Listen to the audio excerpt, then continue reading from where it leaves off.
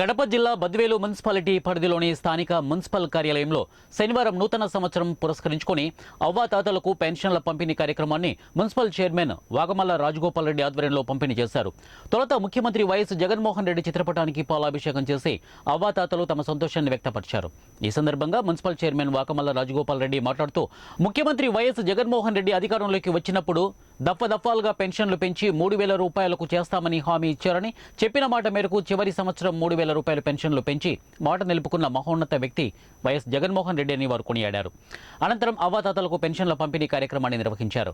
ఈ కార్యక్రమంలో municipal commissioner Krishna Reddy, municipal అధ్యక్షులు సుందర్ రామిరెడ్డి, వైస్ చైర్మన్లు, వైసీపీ ముఖ్య నేతలు, కార్యకర్తలు పెద్ద ఎత్తున అవ్వాతాతలు పాల్గొన్నారు.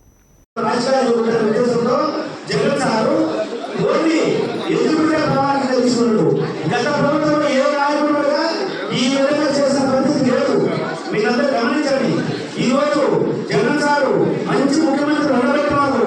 ఈ వర్షాకాలం మన పెట్రోల్ మున్సిపాలిటీకి అసలు గత ప్రభుత్వంలో మొత్తం వాటర్ సప్లైగా లేకపోతుంది. మన ప్రభుత్వంలో ఈరోజు జగన్ సార్ ఉండబెట్టి మొత్తం నీళ్లు కూడా మనం పుస్తకాలు ఎప్పుడు 60-70 వేస్తే మొత్తం కోటి నీళ్ళు వస్తాయి.